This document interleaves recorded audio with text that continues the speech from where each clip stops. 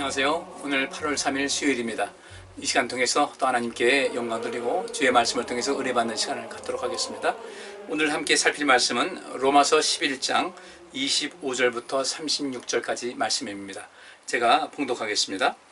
형제들아, 너희가 스스로 지혜 있다 함을 면기 위하여 이 비밀을 너희가 모르기를 내가 원치 아니하노니, 이 비밀은 이방인의 충만한 수가 들어오기까지 이스라엘의 도로는 완악하게 된 것이라. 그리하여 온 이스라엘이 구원을 얻으리라.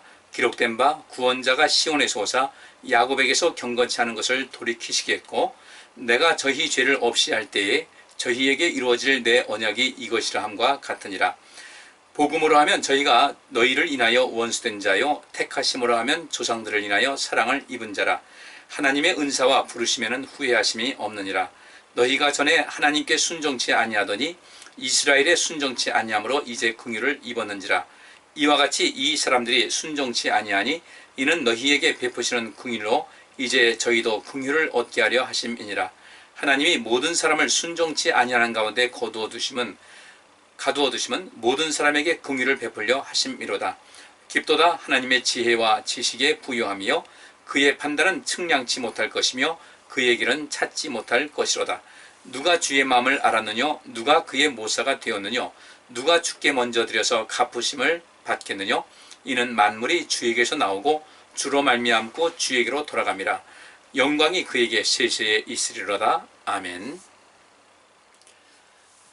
오늘 이 본문 말씀은 지난주에 이어서 계속해서 이제 로마서 11장 1절부터 우리가 24절까지 지난번에 살펴봤는데, 그 뒤를 이어서 하나님께서 이 세상을 구속하시는 그런 모든 과정, 이 세상을 구원하시고자 하는 그런 모든 계획 속에서 하나님께서는 이스라엘 백성들을 어떻게 쓰셨으며, 또 이방인들을 구원하시고자 하는 그런 모든 복음의 전파 사역에서 어떠한 방식으로 하셨는가에 대한 이제 구체적인 내용이 여기 담겨 있습니다. 그러면서 이 바울은 하나님께서 이 세상을 구원하시고자 이제 여러 가지 계획을 세우지 않습니까? 첫째는 이스라엘 백성을 택하셨죠. 그 이전에 아브라함을 택하셨고, 그 이후에 이스라엘 백성들 전체를 택하셨고, 그 다음에 이제 또 예수 그리스도를 이 땅에 보내셨고, 그 다음에 예수님의 그 제자들, 특별히 예수님의 그 제자들 12사도와 또 핵심 그 제자들 그룹은 거의 그 유대인들이었어요. 그 이들을 통해서 또 하나님께서 예수 그리스도께서 놀라운 일을 행하셨죠. 그리고 그들을 통해서 또 이방인에게 급속하게 복음이 전파되는 그런 과정을 쭉 이어가면서 바울은 뒤에 끝에 부분에 이런 말씀이 있잖아요. 깊도다 하나님의 지혜와 지식에 부유하며 그의 판단은 측량치 못할 것이며 그의 길은 찾지 못할 것이로다 했는데, 여기서 말하고 있는 그 하나님의 지혜와 지식의 부유함이 얼마나 깊은가, 이 얘기할 때 여기서 말하는 하나님의 지혜와 지식은 무엇을 말하는가? 하나님께서 이 세상을 구속하시고자 하는, 이 세상을 구원하셔서 하나님께서 원하시는 그런 세상을 만드시고자 하는 그런 모든 것이, 그래서 그 문영은 한 사람이라도 더 구원해서 하나님의 자녀 삼으시고 그들에게 생명 주시고자 하는 그런 모든 계획이 얼마나 그 완벽하게 이렇게 이루어지고 있는가 하는 것이 이제 바울이 하는 이야기가 됩니다. 그런데 그 중심에 이스라엘 백성이 있었어요. 여러분 우리가 잘 아시다시피 이 로마서가 기록될 당시에, 이 말씀이 기록된 당시에는 이스라엘의 역사는 실질적으로 이스라엘이라는 그 민족이 있었고, 또 그들의 공동체는 있었지만 실상 국가라는 체제는 존재하지 못했죠. 어떤 자치적인 어떤 것을 뭔가 허락을 내지만 그들은 여전히 그 식민지를 넘어선 식민지 그런 수준의 이 삶을 살아갈 수 있을 수밖에 없었고, 그들은 어디 가나 뛰어난 민족이었기 때문에 그 뛰어난 만큼 또 많은 핍박을 겪은 그런 사람이었어요. 내가 언제 어디로 밀려날지 모르는, 자기네 나라, 내 나라 영토가 있다는 그런 개념이 없다 보니까 그들은 항상 불안정한 삶을 살아갈 수밖에 없었어요. 그럼에도 불구하고 이 복음이 전파되는 가운데 핵심적인 역할을 했던 사람들이 바로 유대인이었다는 것입니다. 그 유대인이 주님께서 그들을 쓰시는 모든 방법을 보게 될 때 바울이 이야기하는 대로 앞으로 하나님께서 이 마지막 때에도 이스라엘 백성들을 통해서 이 세상을 더더 확고하게 구원하시고자 하는 그런 계획을 이룰 것이라는 것을 이 바울은 이야기를 하고 있습니다. 그렇다고 해서 우리가 이스라엘 백성이라는 것은 그냥 단순히 이스라엘 백성이기 때문에 그냥 단순히 그것 때문에 하나님께서 그를 높이신 것이 아니라 이스라엘 백성들이 해온 어떤 유익한 점이 있었어요. 바울이 로마서를 통해서 그렇게 말하죠. 전에도 제가 말씀드렸는데 이스라엘 백성들이 하나님께서 이 세상을 구속하시고자 하는 구원하시고자 하는 그런 모든 구속의 역사 속에서 가장 큰 일 한 것이 무엇인가 봤더니 그들은 하나님 말씀을 받았을 때부터 이 말씀이 기록되는 그 순간까지 그 말씀을 맡았고 그 말씀이 그 세대로 긴 세월을 흐르는 가운데서도 그 말씀이 계속해서 전달되고 유지할 수 있게 하는데 가장 큰 역할을 했다는 것이죠. 그렇기 때문에 왜 하나님께서 이스라엘 백성들을 이렇게 특별하게 대우하시고 그들을 또 포기하지 않으시는가? 하나님의 그 구원의 역사에 이루는 가운데 하나님 말씀을 들음을 통해서 믿음이 생긴다고 하지 않습니까? 하나님께서 이 세상을 향한 모든 계획, 하나님께서 통치하시고자 하는 그런 모든 계획과 방법에 대해서는 하나님 말씀 속에 기록이 되어 있단 말이죠. 율법에, 일차적으로 율법에 기록되어 있고 그 다음에 또 어떻게 돼요? 이 구약 성경 전체를 통해서 기록이 되었어요. 그리고 예수님께서 이 땅에 오실 때는 신약 성경이 없었단 말이죠. 그러니까 이 율법과 그 다음에 여러 그 구약 성경을 통해서 이스라엘 백성들이 유지되고 있었고 예수님께서 이 땅에서 온 세상 땅끝까지 복음이 전파되는 그런 기초를 세울 때도 그 성경의 가장 큰 모든 것은 전부 구약 성경이었어요. 그러면 이스라엘 백성들은 나면서부터 하나님 말씀을 가까이 했고 계속해서 성장해 가면서 하나님께서 말씀하신 대로 어려서부터 하나님 말씀을 배워왔고 살아왔기 때문에 그들은 그 하나님 말씀이 그들 머릿속에 꽉 사로잡혀 있었다 이거죠. 뭐 100%는 다는 아니라 할지라도 그 민족 전체가 그 신앙 공동체로서 여호와 하나님을 경외하는 그 믿음의 공동체로서 살아가는데 부족함이 없을 만큼 그 민족의 그 여호와 하나님을 중심한 그런 신앙과 또 이 율법과 구약 성경을 중심한 그 공동체의 생활을 아주 돈독하게 이어왔던 것입니다. 그러니까 결국 이방인들에게 복음을 전파된다고 할 때도 이 복음이 이 하나님 말씀이 필요했던 것이죠. 이 구원의 말씀, 그 예수 그리스도께서 복음을 믿으라고 했을 때 그 복음은 무엇이겠습니까? 물론 예수님께서 가르치시는 내용도 있겠지만 예수님께서 가르치시는 모든 것은 전부 다 구약 성경을 바탕으로 해서 그것을 가르친 것이기 때문에 우리는 그 속에서 어떤 복음 전파의 의미랄까? 그리고 하나님께서 왜 이스라엘 백성들을 포기하지 않으시는가? 그 의미를 알아야 되고 하나님께서 이스라엘 백성들을 포기하시지 않는 그 이유가 무엇인지 알고 우리가 그것을 적응하게 되면요. 우리도 하나님께서 이스라엘 백성들을 특별히 살피시고 그들에게 기대를 걸으시고 포기하지 않는 것 같이 우리도 그런 대접과 그런 복과 은혜를 부음받을 수가 있다는 것이죠. 오늘 그 말씀에 대해서 좀 살펴보겠습니다. 끝까지 다 할 수 있을지 모르겠어요. 시간 제약상 할 수 있는 데까지만 좀 하도록 하겠습니다. 자, 이 로마는요, 잘 아시다시피 모든 길은 로마로 통한다는 말이 있었어요. 이 로마는 그 아시아권에서도 그렇고 뭐 또 저쪽 그 북아메리카, 남아메리카 그쪽에서도 사람이 살고는 있었겠지만은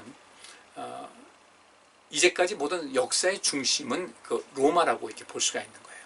우리가 기독교 역사를 통해 볼 때 또 서구의 사회 역사를 볼 때 로마가 중심이었는데 바울이 이 로마의 이 복음, 이 로마서를 이제 로마서라고 성경 쓴 것은 아니죠. 편지를 썼는데 왜 이 편지를 썼을까? 분명히 이 로마는 그 로마 제국이라는 엄청난 그런 세력을 형성하고 있었죠. 계속해서 세력이 확장되어 있었고 그 당시에 아프리카까지도 영향력을 행사할 수 있었고 그 다음에 이 아시아까지도 역시 행사할 수 있었겠죠. 왜냐하면 이전에 있었던 뭐 페르시아 제국이라든지 또 이렇게 그 이전에 바빌론 제국이라든지 이런 것이 이 아시아권에 있었기 때문에 로마가 장악하고 있는 그런 모든 영향력은 굉장히 먼 데까지 이렇게 퍼져 있었단 말이죠. 그런데 이 복음이 들어가는 가운데 왜 바울은 특별히 이 로마서에서 이런 구원의 하나님의 구원의 계획이라든지 이런 모든 것을 왜 말씀하셨을까? 그래서 이 성경에서 다른 모든 성경도 다 중요하지만은 우리가 이제 이 복음 전파하는 그런 과정 속에서 신약 성경 전체를 이해하는 것에 있어서 이 로마서는 굉장히 중요합니다. 사복음서를 제외하고 다른 이런 바울 서신이라든지 이런 모든 것 속에서 복음이 이방인 땅에 전파되는 그런 모든 과정에서 예루살렘부터 땅 끝까지로 내 증인되라고 하신 그 말씀 속에서 로마서가 차지하는 비중은 아주 상당히 중요하다 이렇게 볼 수가 있습니다. 그런데 이 당시는 많은 그리스도인들이 로마로 이제 피신을 와 있던 때였어요. 또 여러 가지 핍박도 있었던 그런 상황이고, 그러다 보니까 기독교인들은 그 유대인들에 대해서 약간의 어떤 반감은 가졌겠죠. 왜냐하면 스데반 집사님 이후에 초기 교회에 굉장히 핍박이 있었는데, 그 핍박자들의 중심이 이제 유대인들이었고 공회원들이었거든요. 어쨌든 로마의 그 정권의 어떤 핍박도 있지만은 그 유대인들에 의한 그 핍박이 많이 있었던 상황 속에서, 근데 이 기독교인들은 보니까 유대인들을 바라볼 때 저들은 왜 예수 그리스도를 안 믿지? 이 복음을 왜 안 믿지? 이 율법이 완성된 그런 모든 최종본이라고 할 수 있는 신 버전을 왜 믿지 않을까? 왜 따르지 않을까? 많은 것이 있겠죠. 그래서 바울은 또 이 로마서 서두를 통해서 유대인들에 대한 많은 책망을 하고 있는데, 그렇다고 해서 이제 후반부에 들어가면서 우리 11장 초반에 보면 그런 말씀이 있죠. 그러면 하나님께서 유대인들을 포기한 것이냐? 결코 그렇지 않다는 거예요. 하나님께서는 여전히 유대인들에 대한 그런 기대를 갖고 있다는 것이죠. 온 세계에 복음이 전파되어 있어요. 지금도 그렇고요. 남미 쪽으로도 그렇고 다 복음 전파됐고, 이 가톨릭 그 계도 역시 그렇게 되어 있는데, 실질적으로 우리가 지금도 하나님 말씀 배우고 있고 또 같이 연구도 하고 있지만은 전 세계에 퍼져 있는 그 기독교라고 할 수 있는 그 유대교까지 포함한 유대교, 천주교, 또 이게 기독교를 포함해서 봤을 때 복음이 얼마만큼 그 원칙 그대로 있는 그대로 전파가 되었을까를 생각해 볼 때, 우리는 유대인들이 연구했던 이런 모든 것에서 상당히 그 본궤도에서 벗어나고 있지 않은가를 제가 가끔씩 느끼거든요. 그들은 하나님 말씀을 받았어요. 그리고 이 성경 역사가 그 이스라엘 민족의 역사였습니다. 그러다 보니까 그들은 다른 민족들이 나중에 선교사들을 통해서 이 복음 받아들였을 때와 차원이 좀 상당히 다른 그런 것을 가져올 수밖에 없었을 거예요. 역사 흐르면서요. 천주교도 그렇게 됐죠. 그래서 많이 흐름이 잘못되니까 종교개혁을 이루었는데, 이 종교개혁을 이룬 다음에도 역시 마찬가지로 이 유대인들은 남에서부터 이 언어를 배우고 성경을 어려서부터 그것을 가까이 하면서 율법과 이 구약성을 읽고 있었는데, 기독교가 전파된 이후로 문맹자가 얼마나 많았어요. 그러니까 하나님 말씀을 받을 방법이 없는 거죠. 유대인들은 남에서부터 부모님에 의해서 하나님 말씀이 전수되고 하는 그런 것이 있었고, 또 계속해서 율법이 필사되고 회당에서 가르치는 그 공동체, 신앙 공동체의 그 삶의 양식을 포기하지 않고 어려움 속에서 이어왔지만은 기독교인들은 그렇지 않았단 말이죠. 기독교가 로마 전체를 지배할 때는 기독교는 하나의 큰 권력이 돼가지고 기독교의 그 본질적인 것을 많이 훼손됐고, 또 성경도 없고 그것을 가르치는 사람도 없고, 모여서 그들은 그 하나님께 미사도 드리고 이렇게 한다고 했지만 상당히 그 모든 성경에 대한 지식도 그렇고 이 말씀을 실천하는 것에 상당히 낙후될 수밖에 없었다는 겁니다. 그런데 유대인들은 그 모든 것이 그때도 그렇고 지금도 역시 마찬가지로 그 하나님 말씀에 대한 가르침과 그 실천 양식에 대해서는 천주교나 기독교가 따라갈 수 없을 정도로 굉장히 철저하게 해왔던 거예요. 초기 교회도 물론 바울이 이렇게 하나님 말씀 가르치고 있지만은 그들은 그 유대인들의 수준을 따라갈 수가 없었죠. 바울은 특별히 하나님 말씀을 받았고 율법을 많이 공부했잖아요. 근데 어떤 결정적인 그 부분에서 왜곡되게 가르침 받은 거 있어가지고 이것 때문에 이제 하나님 마음도 아프게 하고 많은 그리스도인들에게 핍박을 가했지만은 예수 그리스도를 만남을 통해서 그것이 바로 수정이 됐어요. 수정이 되면서 그가 갖고 있던 율법의 개념이 보다 더 복음적인 개념으로 완전히 뒤바뀐 것이죠. 그렇다면은 여전히 지금도 이 율법과 구약 성경에 치우쳐서 예수 그리스도에 대한 개념과 하나님의 아들이신 예수님에 대한 이런 모든 것을 익히 알지 못한다 할지라도, 바울이 그렇게 예수님을 이단자로 하고 신성 모독하는 그런 사람이라고 치부하고 있었지만 그분 만나고서 삶이 완전히 바뀌었던 것 같이, 지금도 유대인들이 여전히 유대교를 신봉하고 기독교를 받아들이지 않는 그런 사람들도 언제 어떻게 바울과 같이 변화될지 모른다는 거죠. 그리고 그들이 갖고 있는 이 성경에 대한 지식은 그렇게 변화될 수 있는 그런 여지가 충분히 있다는 거예요. 그리고 그들이 이 하나님 말씀을 연구하는 데서는 누구보다도 앞장서 있고 그런 자료가 충분하게 갖고 있죠. 우리가 하나님 믿고 있다고 하지만 우리는 성경을 과연 몇 번이나 읽었는지, 이 성경을 얼마만큼 연구하고 있는지를 본다면 그들을 따라갈 수가 없는 거예요.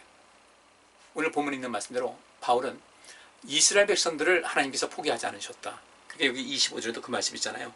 형제들아 너희가 스스로 지혜의 땀을 면키 위하여라는 것은 무엇입니까? 여러분들은 이제 예수 그리스도를 알고 이 복음을 또 받아들였다고 지금 여러분들 자부하고 있는데, 그렇다고 해서 지금도 여전히 유대교에 머물고 있는 그 이스라엘 백성들, 그들 앞에서 오만하게 행동해서는 안 됩니다. 뽐내거나 자만하거나 우리는 너희보다 나중이지만 먼저 됐다고 이렇게 해서는 안 된다는 거죠. 하나님께서는 여전히 저들에게 희망을 걸고 계시다. 왜 그런가? 그들이 하나님 말씀을 맡아서 수천 년을 이어왔기 때문에. 그리고 거기서 그 수천 년 동안 하나님 말씀을 연구하고 그 말씀을 가까이 하는 가운데 그것이 그들의 그 민족의 삶에 철저하게 심어져서 하나의 큰 전통으로 하나의 그 민족의 역사로 자리하는 이 모든 과정 속에서는 저들을 따라갈 수가 없다는 거예요. 그러니까 여전히 앞으로도 지금도 마찬가지입니다. 이스라엘 백성들이 앞으로 이 마지막 때 우리가 흔히 말하는 지금도 종말이라고 하지만 마지막 때에 우리 하나님께서 이스라엘 백성들을 사용해서 그들을 통해서 이 온 세상의 복음의 완성을 이룰 때에는 굉장한 그 이스라엘 백성들의 역할이 크다는 거예요. 그래서 바울이 그 얘기를 하는 겁니다. 저들이 여러분들은 예수 그리스도를 영접했고 지금 유대인들은 하나님 믿는다고 하면서도 여전히 그리스도와 반한 삶을 살아가고 있다. 그래서 그렇게 얘기하고 있어요. 이 비밀은 이방인의 충만한 수가 들어오기까지 이스라엘의 도로는 완악하게 된 것이다. 여러분들이 지금 계속해서 이 이방인들에게 향해서 복음이 전파되고 있고 이방인으로서 그리스도인 된 여러분들이 많이 있지만은, 그렇다고 해서 우리 이스라엘 백성들을 함부로 대하거나 그들은 쓸모없는 민족이라고 해서는 안 된다는 거예요. 왜? 그들이 갖고 있는 저력과 그들이 갖고 있던 그런 가장 근본적인 어떤 기초력은, 흔히 말하는 기초 체력이 워낙 든든하기 때문에 그들은 흔들리지 않을 것이라는 겁니다. 여기 있는 대로 이 비밀은 이방인의 충만한 수가 들어오기까지 이스라엘의 도로는 완악하게 된 것이다. 이방인의 충만한 수가 들어오기까지는 이스라엘의 도로는 완악하게 된 것이다. 이 말이 무슨 말이냐면요, 지난주에 그냥 한 이야기인데, 이스라엘 백성들은 완악해요. 자기네 민족밖에 몰라. 이방인들은 사람 취급도 안 하고 있었는데, 그런데 예수님께서 이제 그런 틀을 깨지 않습니까? 그 틀을 깨니까 그 정통파라고 하는 그 유대인들이 예수님에 대해서 강력하게 반발하는 거예요. 그러나 보세요. 예수님께서 이 땅에 오셔서 복음을 전파하실 때 제일 먼저 부르심받은 제자들이 누구였습니까? 유대인들이었어요. 그리고 예수님께서 이 승천하시기까지 많은 복음을 전파하셨는데 그 중에서 예수님을 따르는 상당수가 유대인이었다는 거예요. 그들은 누구였을까? 공회원들 같이 율법의 박사들이라고 하는 그런 사람들은 오히려 예수님을 거부했는데, 그렇지 않고 이 평범하게 하나님 섬기는 사람들, 그 평범한 사람들 속에 이 율법의 의미가 무엇인지를 알고 하나님 나라를 간절하게 사모하는 사람들이 많이 있었다는 겁니다. 그리고 초기 기독교 공동체가 바로 그 당시에 유대인으로서 기독교, 예수님을 따르는 그런 제자들이 된 사람들에 의해서 복음이 상당히 강력하게 전파가 된 곳이었어요. 유대인들은 그때부터 뭐 율법을 배운다고 하더라도 얼마나 많이 배웠겠습니까?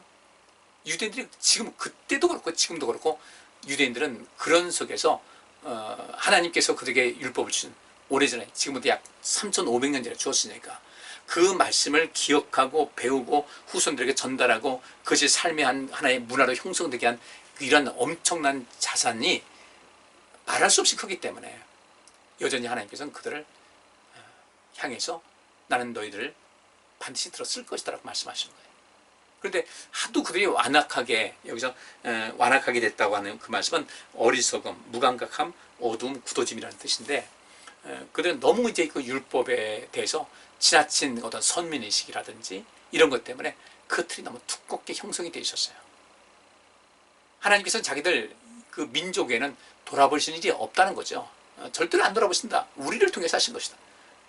그런데 예수님께서 새로운 틀을 이렇게 형성하지 않았습니까? 그래서 바울도 그로 인해서 예수님을 만나게 됐고, 그로 인해서 자기의 자아가 무너지게 됐고, 그런 좀 잘못 알게 된 이해하고 있던 그 율법을 다시 율법의 근본적인 의미를 알게 되었고, 그러면서 이제 이방인을 향한 선교사로서 부르심 받게 된 것인데, 우리 앞에서 본 말씀대로 그렇게 나오지 않습니까? 뭐라고 합니까? 하나님께서는 이방인들의 수를 급격하게 그 복음이 전파되고 이방인들의 그 수가 급격하게 늘어나게 함을 통해서 유대인들에게 자극을 주려고 하는 것이다. 우리 민족만, 이스라엘 민족도만 사랑하시고 우리 민족만 구원하실 줄 알았는데 어떻게 이런 일이 있을 수가 있지? 그들이 거기서 자극을 받고 도전받고, 그러면서 이제 서서히 하나님을 좀 더 깊이 알게 되고 예수 그리스도를 알게 되고 성령의 체험을 받아서 그들이 다시금 하나님께로 돌아오게 된다고 할 때, 그들이 갖고 있던 어떤 율법과 구약 성경에 대한 지식과 이런 엄청난 지금 그렇지만 3,500년 동안 쌓아왔던 그런 모든 근본적인 틀이 온 세상을 구원하는 일에서 굉장히 큰 일을 하게 될 것이라는 거죠. 이런 점에서 보면요, 우리 성도님께서도 지금 여러분이 하나님 말씀을 가까이 하고 그 말씀을 더 연구하고 그 말씀을 더 많이 듣고 또 그 말씀에 깊이 동화돼서 하나님 말씀에 근거한 삶의 양식을 든든하게 해나간다고 할 때는요, 하나님께서 이스라엘 백성들을 포기하지 않고 여전히 그들에게 기대하고 계시고 그들을 들어서실 계획을 세우시는 것 같이 여러분께서도 주님께로부터 쓰임받을 수 있는 그런 위치에 머물게 되고 그 영광은 여러분에게 뜻이 되는 것이고요, 여러분 그 영광 받아서 또 하나님께 영광 돌릴 수 있는 것이거든요. 그래서 제가 여러분에게 하나님 말씀 열심히 믿읍시다, 하나님 말씀 열심히 따릅시다, 실천합시다, 예배 열심히 드립시다, 하나님 가까이 합시다, 그 하나님 말씀 우리 삶에 실천하고 살아갑시다. 그 말씀을 계속 드리게 되는 이유가 다른 것이 아니에요. 하나님께서 이스라엘 백성들을 포기하지 않는 이유와 마찬가지로 하나님께로부터 하나님께서 절대로 포기하지 않은 우리가 되자는 거예요. 내가 그 준비하면 되거든요. 그것이 얼마나 큰 영광이겠습니까? 근데 전혀 준비가 안 됐어요. 하나님께서 이스라엘 백성들을 그렇게 완악하고 마음이 굳어졌고 어리석고 어두움까지 속에 빠져있는 그들이지만은 그들 속에 형성되었던 그 하나님 나라의 그 문화를 포기할 수 없기 때문에, 그것이 하루아침에 이루어지는 것이 아니기 때문에 그들을 통해서 어떤 일을 이루시고자 마지막에 정말로 땅끝까지로 복음이 전파돼 가지고 하는 그 마지막 때에는 이스라엘 백성들이 쓰임받게 될 것인데, 우리도 이스라엘 백성들을 쓰시려고 그들을 버리지 않으신 것 같이 우리도 하나님께로부터 쓰임받은 사람이 될 수 있도록 관심을 갖자는 거예요. 하나님 말씀 더 많이 보시고요, 기도 생활도 많이 하시면서 지금 내가 왜 여기서 존재하고 있을까, 내가 존재하는 이유가 무엇인가를 밝게 깨닫자는 거예요. 그럼 우리 삶이 새롭게 변화가 되거든요.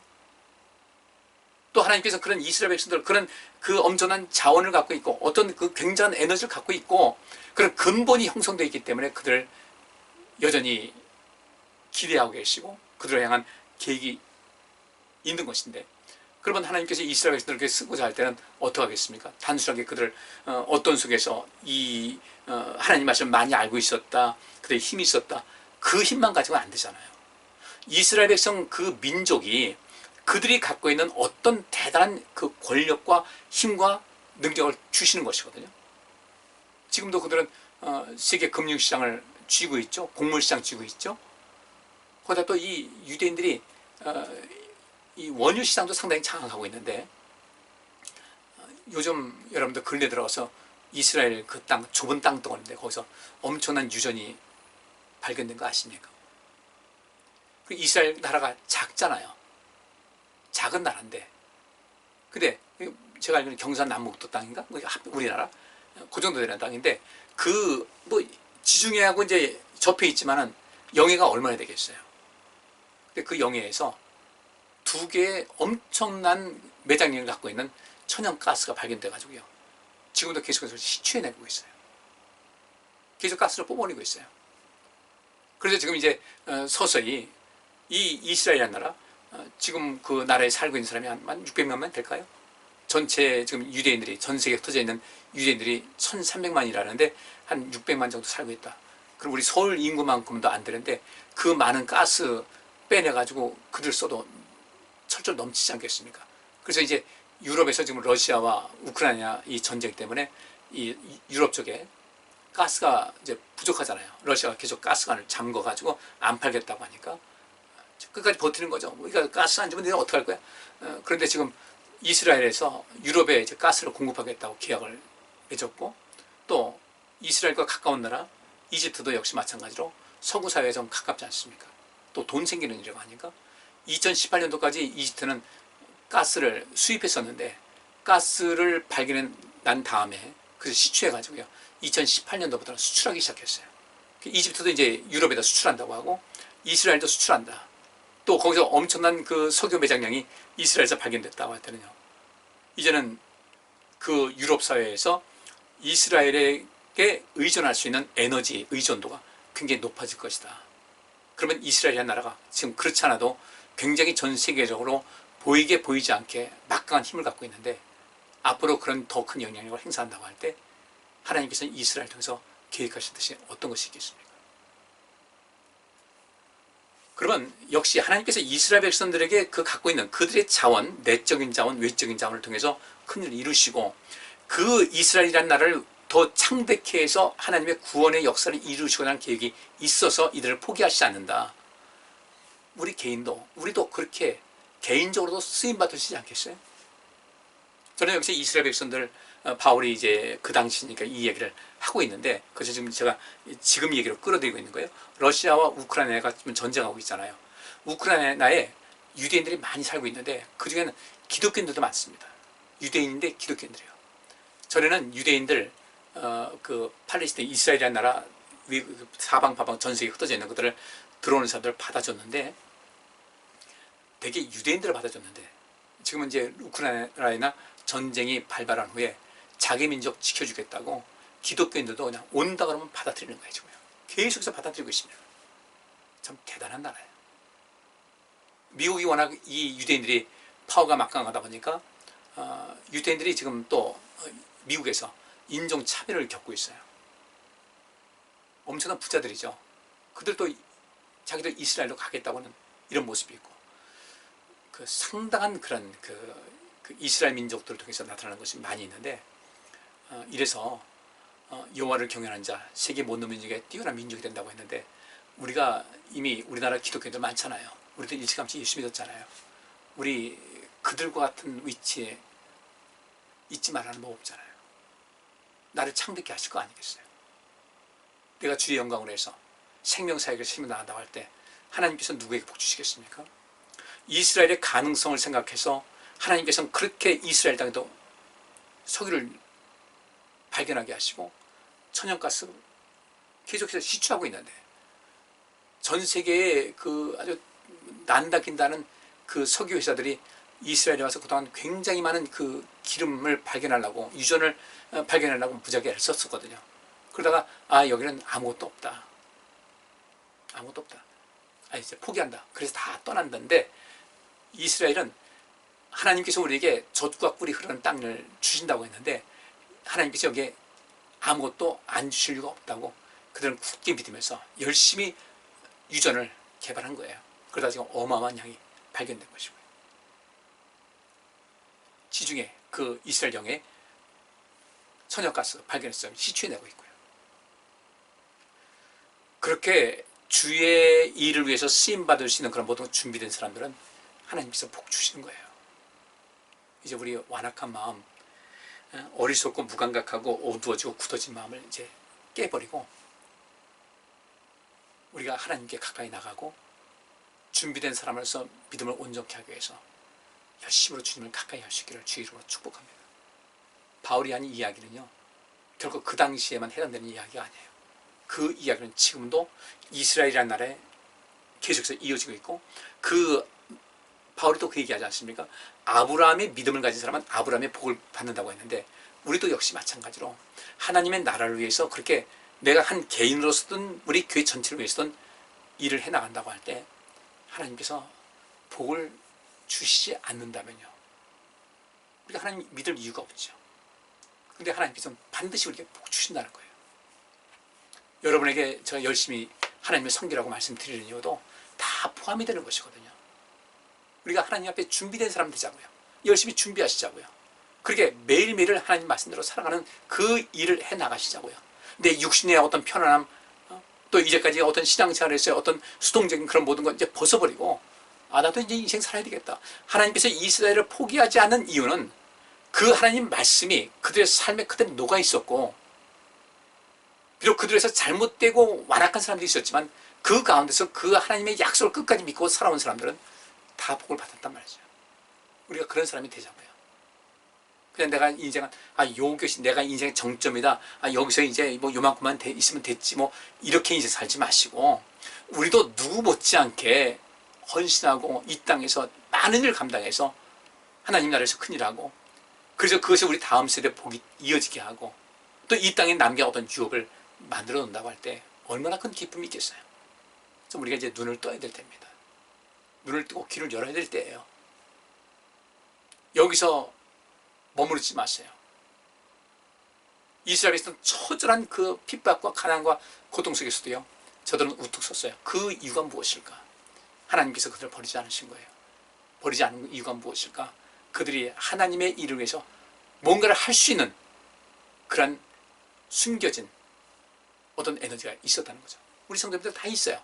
그것을 이스라엘 백성들은 그것을 하나님께서 반드시 일을 이루실 것이라는 간절한 마음을 가지고 포기하지 않고 하나님께 가까이 나간 민족이었고, 지금 우리나라 한국 기독교는 하나님을 등 돌리고 있는 거 아닌가? 여러분, 한 사람 한 사람은 혹시 내가 하나님께 등 돌리고 있는 것은 아닌가? 하나님과 멀어진 것은 아닌가? 적어도 우리가 하나님을 향한 그 악망하는 마음, 여호와를 바라보고 기대하고 절대 희망 버리지 않고 주님께서 말씀하시는 삶을 살아가고자 하는 그런 과정 속에 있다면 우리는 반드시 잘 될 텐데, 혹시 나는 그 모든 것을 희망을 갖지 않고 비전도 품지 않고 인생을 맥없이 살고 있는 것은 아닌가? 우리는 이미 하나님 믿는 사람이 됐는데 그 하나님 믿는 그 에너지를 갖고 있다고 할 때 보다 더 열심히 해서 하나님께로부터 쓰임받기에 합당한 성도님 되시고 그 안에서 영광된 삶을 누릴 수 있기를 주의 이름으로 축복합니다. 오늘은 여기서 마치겠습니다. 감사합니다. 기도합니다. 하나님, 우리 모두를 복되게 하시고 은혜를 베풀어 주옵소서. 우리 모두도 주님께로부터 쓰임받는 그런 위치에 머물게 하시고, 그렇게 쓰임받아 하나님께 영광 돌리고 우리의 삶에 영광되고 온 세상 사람들에게 희망 주는 삶을 살아가게 하여 주옵소서. 예수 그리스도 이름으로 기도하옵나이다. 아멘. 감사합니다.